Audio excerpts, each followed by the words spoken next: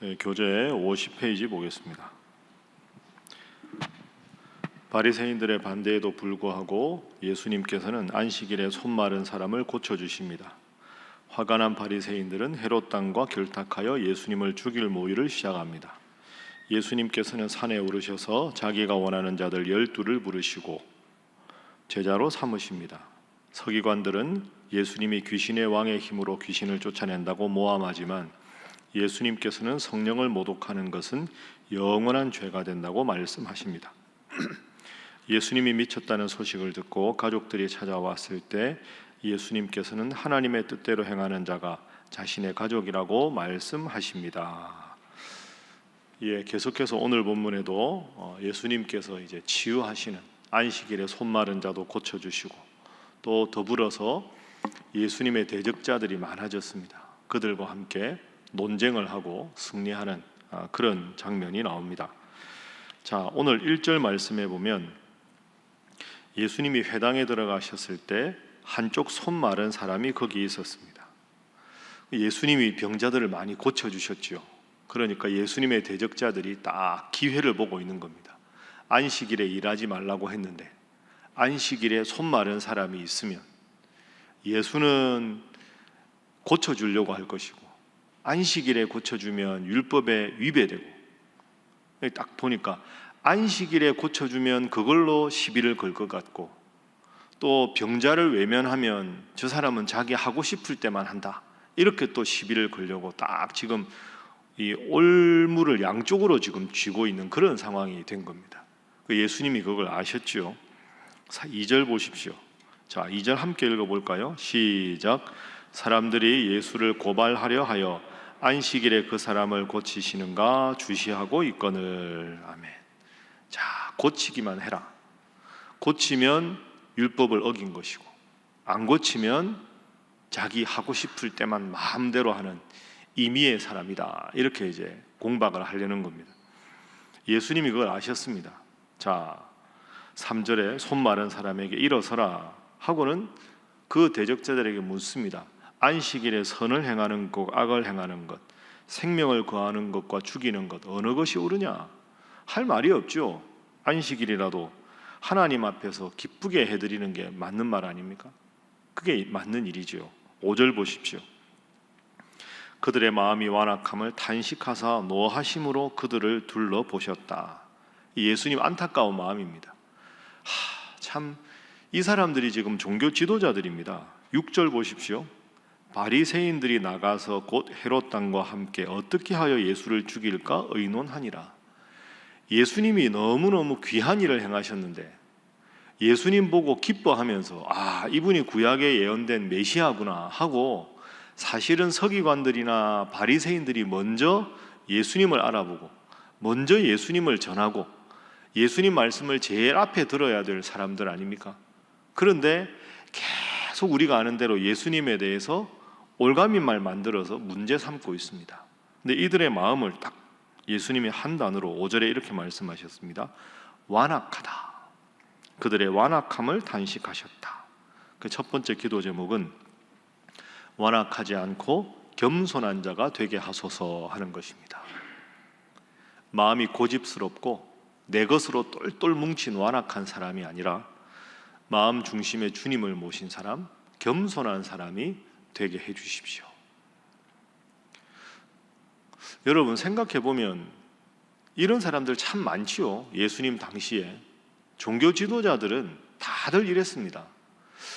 한번 생각해 보십시오. 궁금하지 않습니까? 아니 그래도 구약에 대해서 제일 잘 알고 제사에 대해서 제일 잘 알고 지식적으로도 제일 풍부한 사람들인데 왜 이렇게 예수님을 조직적으로 반대했을까? 우리도 예수님 오래 믿고 교회에 대해서 누구보다 잘 알고 우리가 바리새인이 되지 말라는 법이 없지 않습니까? 왜 이 사람들은 그랬을까요? 왜 그렇게 반대했을까요? 제가 생각하기에는 마음 중심에 주님이 없어서 그렇습니다. 그러니까 이 사람들 마음에 하나님이 없었던 게 아닙니다. 율법이 없었던 게 아니죠. 얼마나 많이 압니까? 이 사람들 머릿속에는 율법에 대한 지식으로 마음에도 그런 거로 가득 차 있습니다. 그런데 이 마음의 중심에 하나님이 정말 원하시는 게 뭔가 하는 것이 핵처럼 딱 자리 잡고 있어서 세상적인 게 들어와도 그걸 밀쳐내고 중심에 항상 하나님이 있어야 되는데, 하나님이 있긴 있는데 세상적인 욕심, 내 종교적인 기득권, 저 사람이 인기를 얻으면 내가 생계가 위협이 되겠다, 이런 생각이 자꾸 들어오면서 이 하나님을 중심에 모셨던 게 밀쳐내는 거죠. 그러니까 계속 그 사람들의 생각 속에, 그 사람들의 마음에 전혀 하나님이 없었다, 이렇게 말하기는 어렵습니다. 그런데 그게 중심에 세상적인 것이 자꾸 들어오면서 이 하나님에 관한 것이 자꾸 밀려나가는 거죠. 다시 중심을 자리 잡지 못하는 겁니다. 그러다 보니까 겉으로 보기에는 제일 율법에 대해서 전문가고 구약에 대해서 제일 전문가인데, 하나님께서 원하시는 예수님이 왔을 때는 마음 중심에 뭐가 있습니까? 내가 종교적으로 인정받아야 되고 사람들에게 권위 있는 존재가 돼야 되고, 그게 세상적인 게 중심에 딱 있으니까 그 중심에 예수님이라도 방해가 되면 예수님을 죽이려고 하는 겁니다. 이 무섭게 되는 거죠. 그걸 예수님은 완악하다 이렇게 말씀합니다. 내 마음 중심에 나에 대한 생각과 아집이 가득 차 있고 하나님의 말씀이 들어가 있지 않은 상태가 완악한 상태. 이런 걸 다 내려놓고, 이런 게 설령 들어오더라도 밀쳐내고 주님 중심으로 살아가는 태도가 뭐라고요? 겸손한 태도. 여러분, 이런 겸손한 분 되시기를 주님 이름으로 축복합니다. 그래서 하나님을 사랑하면 열심히 신앙생활 하게 되어 있습니다. 열심히 교회 나오게 되어 있죠. 교회 나온다고 저절로 하나님 사랑하게 되는 건 아닙니다. 그렇죠? 바리새인들처럼 될 수 있습니다. 그러나 열심히 교회 나온다고 하나님을 무조건 사랑하게 되는 건 아니지만, 하나님을 사랑하면 말씀을 가까이 할 수밖에 없고 하나님을 사랑하면 기도할 수밖에 없는 줄로 믿습니다. 그게 제일 중요합니다. 제가 개인적인 이야기를 해서 죄송한데요, 제가 이제 지금 새벽기도 설교하지 않습니까? 제가 월요일, 토요일은 부목사님들이 하십니다. 그 부목사님들이 해도 제가 늘 참석합니다. 제가 요즘에 이일선 목사님 책 쓰느라고 좀 바쁘거든요. 솔직히 고민을 좀 했습니다. 제가 밤늦게까지 이걸 쓰고 집에 가서 자고 새벽기도 설교하고, 그러니까 원래 하던 업무를 하고 이 일을 할 수 있을까? 지금도 좀 걱정스러운데 여러분 기도해 주셔서 건강하게 잘 하고 있습니다. 그 어떤 분들이 목사님 새벽기도를 좀 여름에 쉬십시오. 책도 쓰고 하는데 몸 아주 안 좋아지면 큰일 나지 않습니까? 그거 참 감사한 이야기입니다. 제가 새벽기도를 좀, 설교는 안 하고 참석만 해도 부담이 주니까. 근데 이제 제가, 여러분 그렇다고 제가 뭐 어떻게 될지 모릅니다. 안 할지 모릅니다. 근데 가능한 대로 최대한 저는 새벽기도 강단을 지키려고 합니다. 두 가지 이유가 있습니다. 여러분이 저보다 훨씬 힘드시잖아요. 우리 교회 성도들 중에서 저 이렇게 습하고 비 오는 날도 동대문 시장에서 하루 종일 장사하시는 분도 있고, 옮기시는 분도 있고, 택배하시는 분도 있고, 땀이 비 오도 흐르고 그렇게 힘들게 하면서도 신앙생활 잘 하는데, 그래도 목사는 그래도 방도 있고 에어컨도 나오는 방에 있는데, 그런 분들 그렇게 해도 이를 악물고 신앙생활 하는데 목사가 좀 피곤하다고 안 하는 게 저는 너무 죄송합니다. 그래서 하는 것도 있고요. 더 중요한 이유는 제가 바리새인이 되지 않기 위해서 그렇습니다. 늘 목사라도 성경 읽고 설교 준비하고, 그래서 제 마음에 하나님이 계셔야 제가 여러분들에게 말씀을 전할 때 하나님이 저를 통해 은혜를 주실 것인데, 제가 좀 이런저런 사정이 있다고 이 강단을 포기하면 여러분들이 마음으로 이해하겠지만 저는 그러고 싶진 않습니다. 이러다가 제가 너무 몸이 안 좋으면 며칠 쉴 수도 있습니다. 여러분 그때 너무 시험 들지 마시고 제가 빨리 복귀할 테니까 가능한 대로 평생 동안 저는 지금 하는 대로 하고 싶은 게 솔직한 마음입니다. 그래야 제가 바리새인이 되지 않고, 그래야 하나님께서 부족한 저를 통해서 말씀이 전달되는데, 저라는 도구가 하나님의 사람이 되어야 이 말씀을 통해서 은혜 받지 않겠습니까? 여러분도 저도 완악한 바리새인이 될 수 있습니다. 꼭 기억하시고 늘 말씀을 중심에 모시고 주님 중심으로 살아가는 여러분 되시기를 주님 이름으로 축복합니다. 자, 두 번째 기도 제목은 우리가 많이 했던 기도입니다. 무리가 아니라 제자로 살게 하소서 하는 것입니다. 무리가 아니라 제자로 살게 하소서. 항상 이 사복음서 보면 구분이 되지요. 무리들이 많이 왔지만 예수님은 제자들을 따로 부르셨습니다.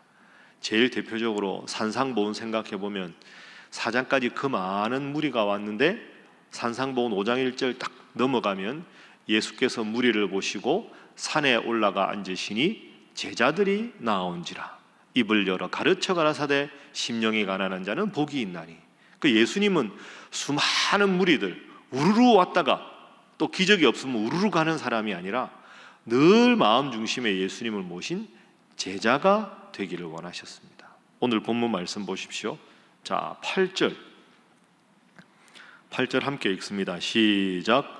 유대와 예루살렘과 이두메와 요단강 건너편과 또 두로와 시돈 근처에서 많은 무리가 그가 하신 큰 일을 듣고 나오는지라.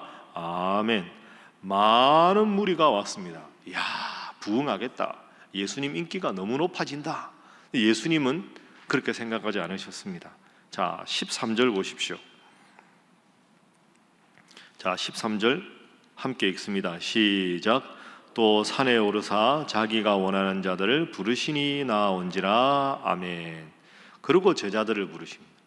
예수님께서 원하는 자들을 부르십니다. 산에 오르사, 무리들은 어떻게 보면 저 밑에 동네에 있는데 굳이 산에 오르시고 끝까지 예수님을 따를 자들을 예수님께서 모으셨습니다.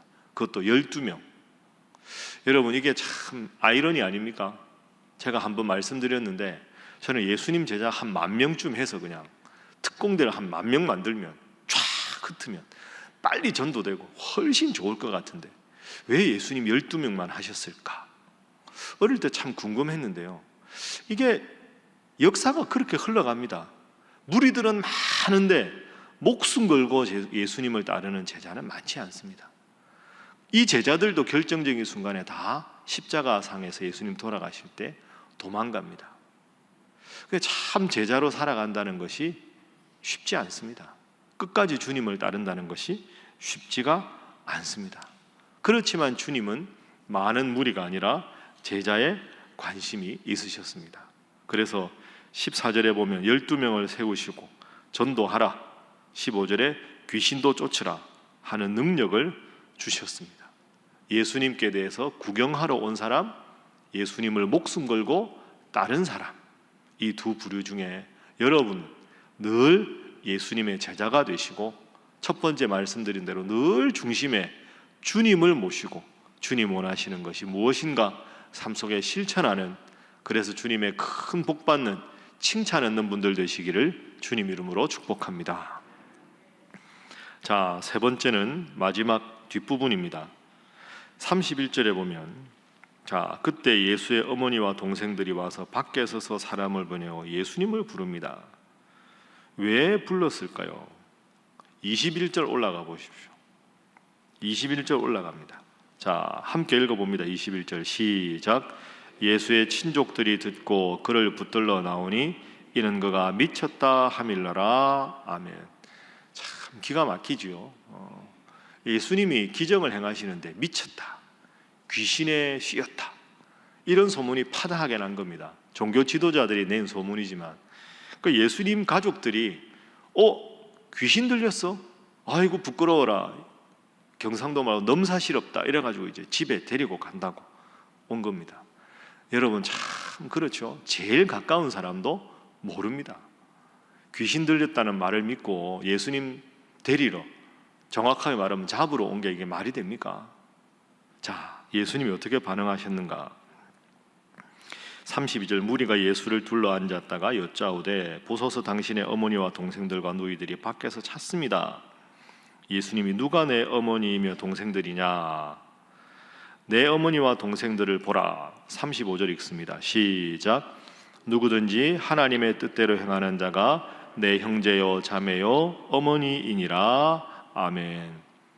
여러분 이 구절을 정확하게 이해하셔야 됩니다. 예수님은 육체적인 가족을 폐하신 게 아닙니다. 귀신 들렸다고 잡으러 온다고 저 사람들 내 가족 아니야 여러분들만 가족이야, 이런 뜻이 아니고요. 예수님은 그들도 끝까지 품으셨습니다. 예를 하나 들어봅니다. 예수님께서 십자가에 돌아가실 때 맨 마지막에 7마디 말씀을 하셨죠. 그때 세 번째 하신 말씀, 그 앞에 있는 어머니를, 마리아를 보시고 여자여 보소서 아들이니이다, 이렇게 말합니다.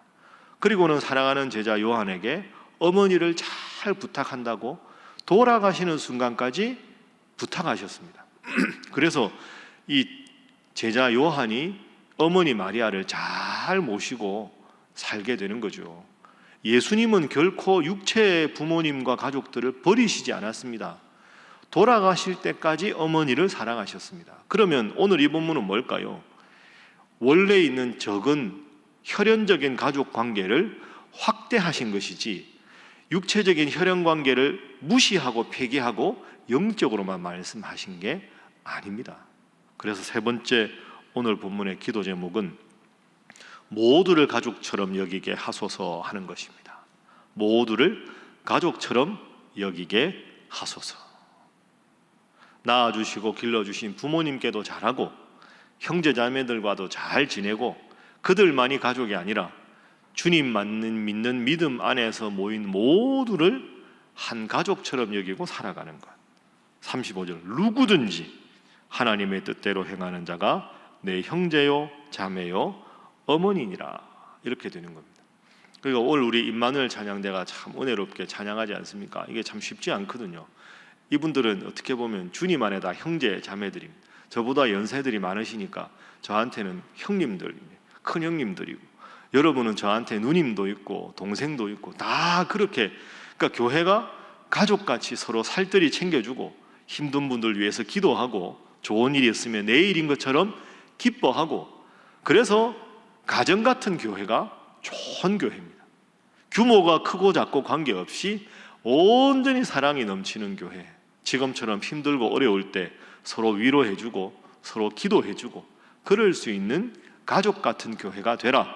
그것이 주님께서 우리에게 말씀하신 마지막 기도 제목입니다.